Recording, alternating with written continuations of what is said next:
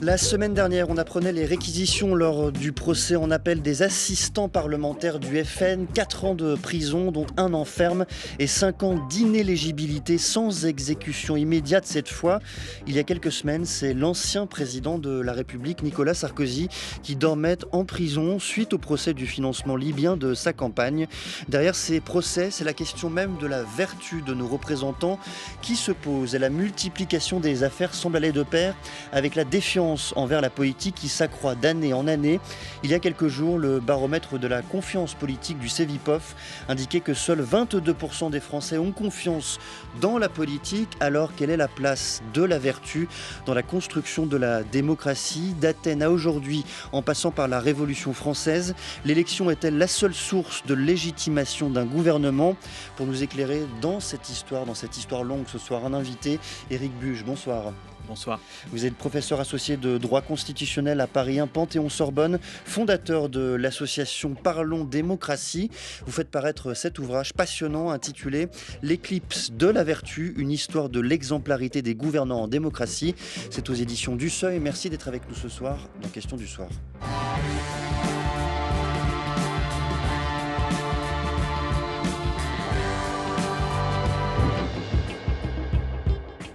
Ce qui s'est passé aujourd'hui dans cette salle du tribunal correctionnel de Paris est d'une gravité extrême pour l'état de droit, pour la confiance qu'on peut avoir pour la justice. Il y a un problème avec la justice. Je vais vous dire, je ne renoncerai sur rien. Moi, je n'accable pas les magistrats, je n'accable pas la magistrature. J'accable des magistrats qui refusent de faire leur travail conformément, évidemment, au code de procédure. L'ingérence de ces magistrats dans le processus électoral suprême qui est celui de l'élection présidentielle, voilà où est le trouble à l'ordre public. Et je reviens, Éric Buge, sur cette enquête du Cevipof qui établit que 55% des Français estiment que c'est aux juges et non aux citoyens de statuer sur l'éligibilité des candidats qui ont enfreint la loi. On l'a bien vu pendant le procès de Marine Le Pen et des personnes qui l'entouraient au Rassemblement national. C'était une question fondamentale de savoir qui pouvait l'empêcher de se présenter, le juge ou le citoyen. Votre point de vue sur la façon dont les Français abordent cette question? Oui, alors c'est une question qui est une question très contemporaine. Pendant très longtemps, et notamment depuis la Seconde Guerre mondiale, on disait ce qui fait le caractère démocratique d'une nation, c'est que ses dirigeants sont élus périodiquement. Et on voit bien au travers des extraits que vous avez passés, comme de l'enquête du Cevipof, qu'aujourd'hui, nos concitoyens attendent davantage de leurs gouvernants. Le fait d'être élu est bien sûr toujours nécessaire, mais n'est plus suffisant. Ils attendent aussi que s'astreigne à un devoir d'exemplarité. Et c'est ça, je crois, que montre cette enquête du Cevipof. Je voudrais qu'on plonge tout de suite sans attendre, parce que c'est un ouvrage passionnant que vous faites paraître dans cette histoire. Une histoire qui est à la fois une histoire de la démocratie, peut-être plus encore une histoire des contrôles de la représentation démocratique.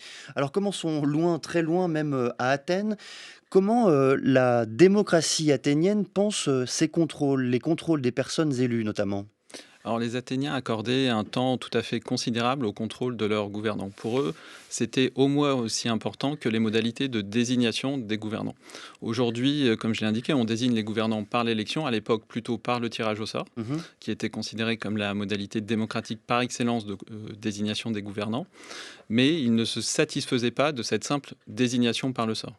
C'est-à-dire, que fallait-il de plus au fond? Pour eux, il était tout aussi important, et les auteurs anciens nous le racontent, il était tout aussi important de contrôler les gouvernants avant le début de leur fonction, pendant leur fonction comme après.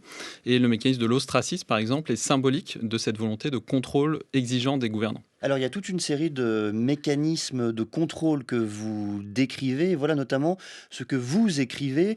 La démocratie athénienne ne se contentait pas, pour limiter le pouvoir des magistrats, de multiplier les magistratures, de rendre ces dernières collégiales et de courte durée et d'assurer la rotation des gouvernants. Elle organisait également, ainsi que l'écrivait Échine, tout un ensemble de contrôles, d'enquêtes et d'examens visant ses propres magistrats. Fin de citation. Donnez-nous justement quelques exemples bien concrets de ce type de contrôle qui était établi. Alors peut-être deux exemples. D'abord, le contrôle en début de charge. Donc vous étiez élu ou tiré au sort, vous n'entriez pas immédiatement en fonction.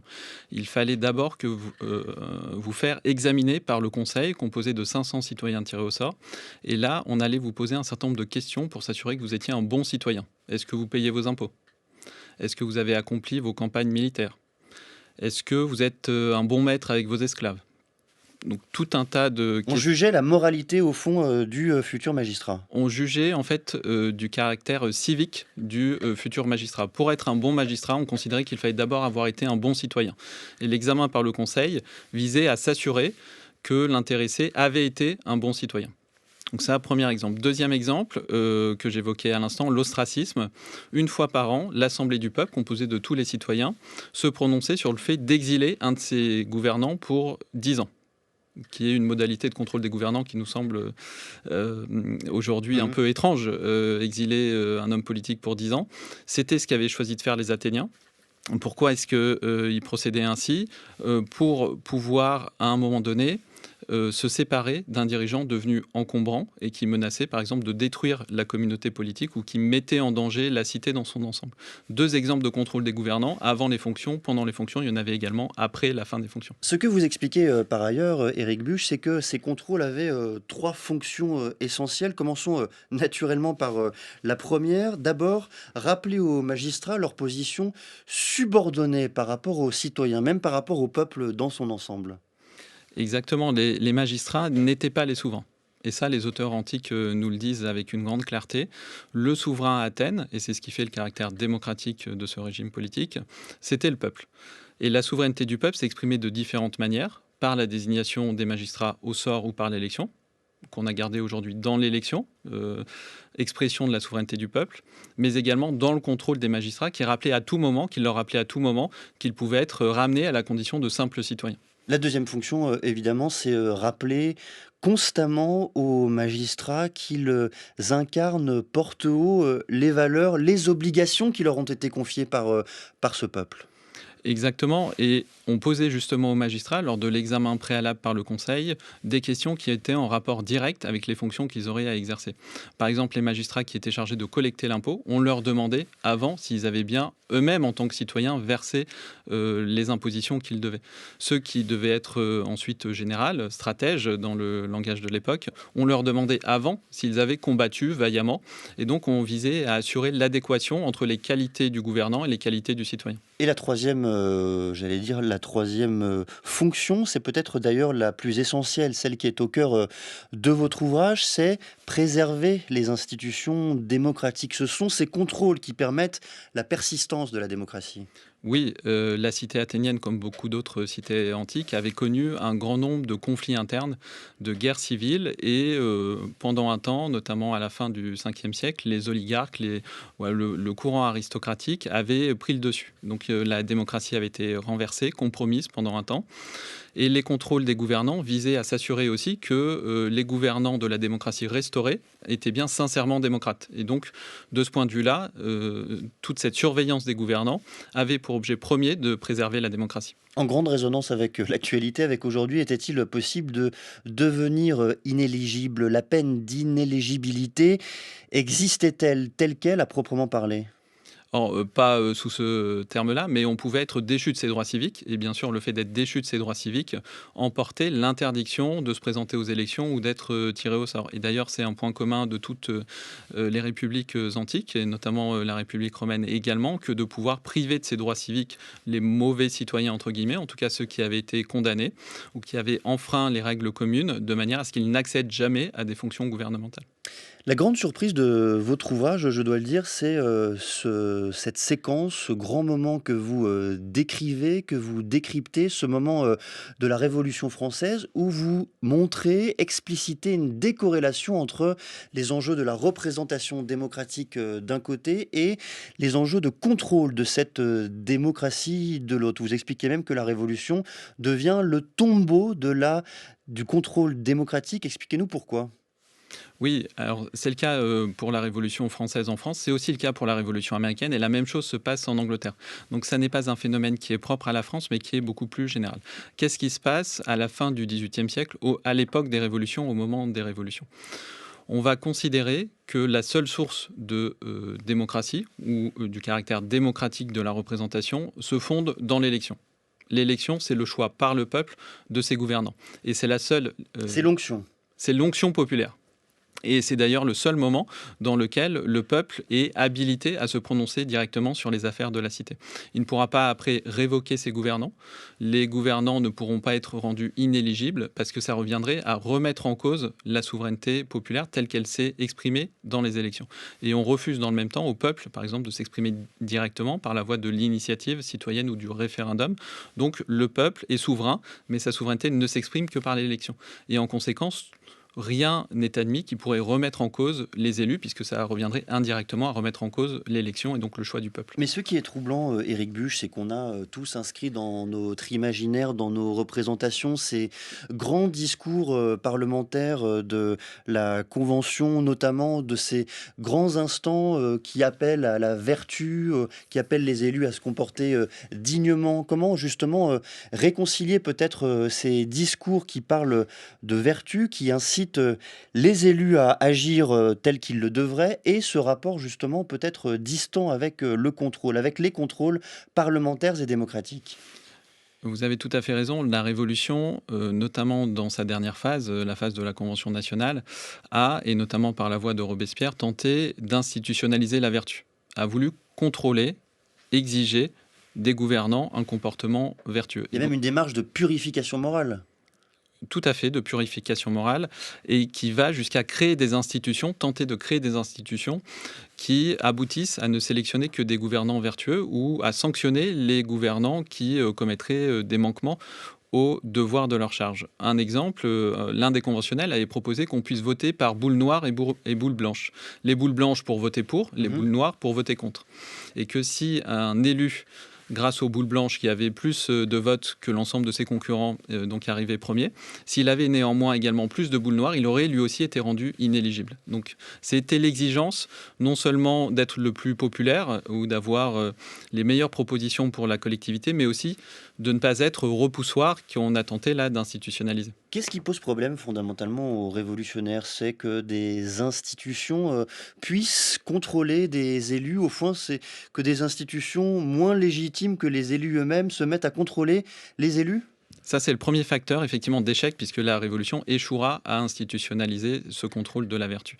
Et donc, le premier facteur, c'est celui que vous venez d'indiquer, qui est qu'on ne trouve rien au-dessus de la Convention nationale, aucune institution n'est légitime à contrôler les députés. Le deuxième facteur d'échec, c'est les conflits politiques de l'époque, et on n'a pas réussi à créer, à l'époque, ce qu'on a fait depuis la deuxième moitié du XXe siècle, des institutions neutres et indépendantes qui soient exemptes du jeu politique, qui soit extérieur au jeu politique et qui puisse être une sorte de juge de paix. Et troisième facteur, c'est le fait qu'on insistait beaucoup sur la vertu, et Robespierre est célèbre pour avoir formulé de nombreux discours sur cette idée de vertu, mais sans pouvoir en donner un contenu. Aujourd'hui, on ne parle plus de vertu, c'est un terme qui semble un peu suranné. On parle par exemple plutôt de déontologie, et on met un contenu plus concret dans les exigences déontologiques. Typiquement, on ne va pas uniquement dire il faut que les gouvernants se comportent avec probité et impartialité.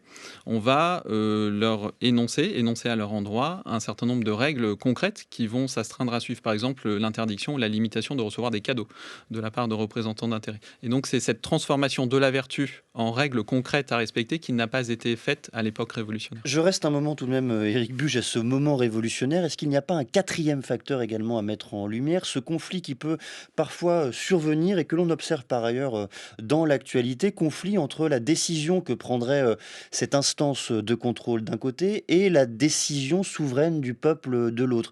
L'une et l'autre peuvent se trouver être contradictoires. Elles peuvent effectivement se trouver être contradictoires, et autant les révolutionnaires français ont échoué à institutionnaliser ce contrôle de la vertu, autant il y a une expérience intéressante aux États-Unis avec le Conseil des censeurs dans un des États américains, la Pennsylvanie, qui était chargé précisément de juger les gouvernants. Donc une instance qu'on souhaitait la plus neutre possible, chargée de juger les gouvernants, qui a été supprimée au bout de 7 ans, un seul mandat. Pourquoi ? Parce qu'il entrait en conflit avec la représentation nationale et avec les pouvoirs constitués. Et donc c'est bien là l'exemple de cet échec à trouver une autre légitimité que la légitimité issue des urnes, telle qu'elle s'incarne dans les élections et donc, in fine, dans la représentation nationale. Si je tire le fil, Éric Buch, de ce que vous nous expliquez là, comment les révolutionnaires pensaient-ils la question de l'impunité ? Est-ce que un individu, un citoyen, une fois élu, pouvait-il agir dans le fond pratiquement comme il le voulait jusqu'à la fin de son mandat ? Alors, ce que vous venez d'énoncer est diamétralement contraire à l'opinion qu'avaient les révolutionnaires. D'une part, ils considéraient que les gouvernants devaient agir avec plus d'exigences envers eux-mêmes que les autres citoyens. Donc c'est à l'inverse de l'impunité. Et c'est ce que moi j'appelle du terme d'exemplarité, qui est justement le fait de faire peser plus d'obligations et de contraintes sur les gouvernants que sur les simples citoyens. Mais quelle forme cela prenait-il ? Quelle forme ces contraintes sans contrôle prenaient-ils ? Et c'est justement là l'échec de l'institutionnalisation, c'est le fait qu'on n'a pas réussi à décliner l'idée de vertu dans un certain nombre d'obligations qui soient opposables aux gouvernants. Mais pour vous en prendre un exemple, parce qu'il y a quand même eu des tentatives en la matière, la peine de mort était prévue pour les députés corrompus, alors que pour les juges, c'était seulement, entre guillemets, 20 ans d'emprisonnement.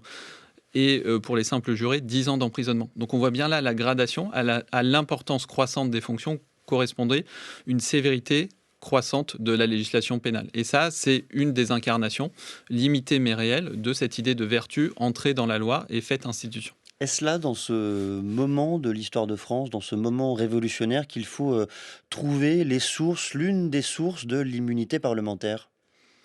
Exactement. Donc l'immunité parlementaire trouve son origine à la Chambre des communes, dans la longue tradition d'opposition entre la Chambre des communes britannique au XVIIe et XVIIIe siècle et le monarque britannique. Et on s'aperçoit très vite que si l'on souhaite défendre la Chambre des communes, si la Chambre des communes souhaite résister au monarque, elle a besoin d'une protection juridique. Elle ne peut pas tolérer que ses membres soient arrêtés arbitrairement par le monarque et les juges qui l'emploient.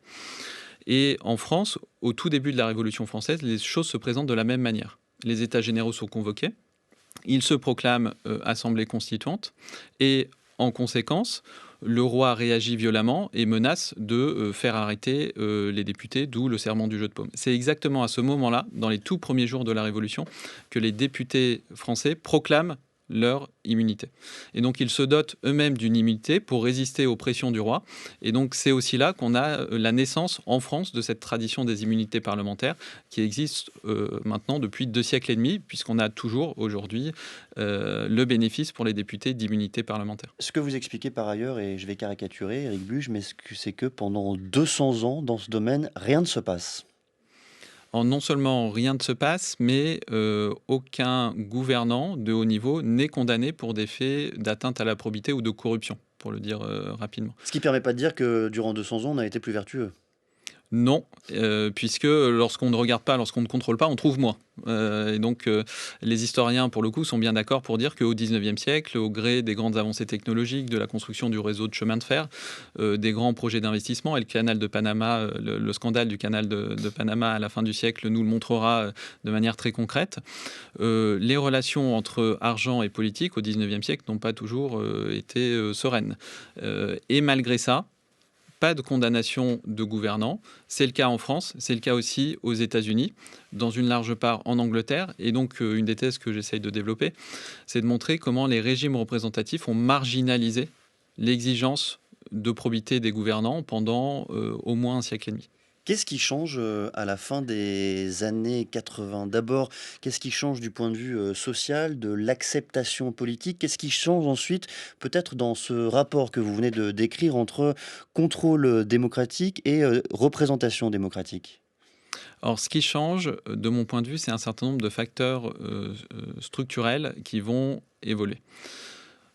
Grosso modo, depuis la Révolution française, entre la Révolution française et les années 1980, a régné une forme d'impunité des gouvernants en France, qui a pris fin dans les années 1970 et surtout dans les années 1980 sous l'effet de 2 facteurs principaux. Le premier de ces facteurs, c'est la presse qui s'est doté d'une capacité d'investigation. Et de ce point de vue-là, le scandale du Watergate aux États-Unis, les révélations du Washington Post, qui met le feu aux poudres et qui va conduire l'homme le plus puissant du monde, le président américain, à démissionner, en est le meilleur exemple. En France, la presse d'investigation arrive dans les années 1970-1980. C'est elle qui va enquêter sur ce qui va devenir les grands scandales politico-financiers des années 90. Ça, premier facteur. Donc le rôle majeur de la presse d'abord. Premier facteur. Second facteur, l'émancipation des juges. Les juges étaient historiquement et sociologiquement très liés au pouvoir politique, faisaient partie des milieux dirigeants et n'osaient pas enquêter sur les responsables politiques. Il y a ce verrou aussi qui va céder pendant les années 1980 et les années 1990, ce qui va donner lieu aux grandes affaires politico-financières, notamment l'affaire Urba, pour reprendre peut-être la plus célèbre d'entre elles, mais toutes les affaires de financement des partis politiques auraient été inimaginables dans les années 1970 ou 1960 pour les juges eux-mêmes. Je fais un bond dans l'histoire, je nous emmène le 5 décembre 2012 à l'Assemblée nationale, les propos tenus par Jérôme Cahuzac, alors ministre du Budget. Monsieur le député, j'appartiens au gouvernement de Jean-Marc Ayrault qui a été investi par la représentation nationale. Votre question est donc légitime et il est normal que j'y réponde. Je dément catégoriquement les allégations contenues sur le site Mediapart. Je n'ai pas, monsieur le député, je n'ai jamais eu de compte à l'étranger, ni maintenant, ni avant. Je dément donc ces accusations et j'ai saisi la justice d'une plainte en diffamation car ça n'est que devant la justice, hélas, que les accusateurs doivent prouver la réalité des allégations qu'ils avancent. Jérôme Cahuzac a démenti devant la représentation nationale, mais Jérôme Cahuzac a bel et bien été condamné. Éric Buge, au fond, qu'est-ce que cette affaire a changé dans notre rapport au contrôle politique ? Elle a changé assez fondamentalement les choses parce qu'elle marque, pour la France en tout cas, l'entrée dans l'ère de l'exemplarité. C'est-à-dire qu'à partir de ce moment-là... En tant qu'aspiration, vous voulez dire, j'imagine. En tant que scandale causant ou créant des institutions. Et ces institutions sont notamment toute une série de règles et d'instances qui sont créées à ce moment-là de manière à insister sur la probité publique. Donc on crée des instances indépendantes. On pense notamment en 2013 à la Haute Autorité pour la transparence de la vie publique. Exactement. Le parquet national financier, créé aussi en 2013, avec pour mission spécifique d'enquêter sur les délits d'atteinte à la probité publique. On oblige les ministres à déclarer leur patrimoine et leurs intérêts en début de mandat. Ces déclarations sont rendues publiques. Ils sont contraints de subir une vérification fiscale en début de fonction. Ils sont contraints de placer toutes leurs actions et autres instruments financiers sous mandat de gestion pendant leur fonction. Après la fin de leur fonction, ils doivent avoir l'autorisation de la haute autorité pour exercer une activité privée. On voit qu'on entre dans un autre monde qui est un monde caractérisé par une exigence accrue de probité et d'exemplarité. Je reviens sur ce que vous nous expliquiez un peu plus tôt. Pourquoi le mot de vertu s'est-il perdu au fil de l'histoire ? Est-ce qu'il est trop lointain ? Est-ce qu'on a du mal à l'incarner, à le rendre tangible, visible ? Et pourquoi l'avoir remplacé par le terme peut-être plus prosaïque de déontologie ? Alors, je pense que le terme de vertu a une connotation assez morale. C'est un beau mot, la vertu. C'est un beau mot, mais un mot peut-être un peu passé ou suranné, qui en tout cas fait un peu démodé aujourd'hui le terme de vertu. Et d'ailleurs, ce caractère un peu démodé tient à ce qu'on a discuté un peu plus tôt, qui est son association forte avec la période de la terreur révolutionnaire. Et d'ailleurs, pendant tout le 19e siècle, lorsque les républicains se réclamaient d'une politique de la vertu, on les renvoyait à la figure de Robespierre.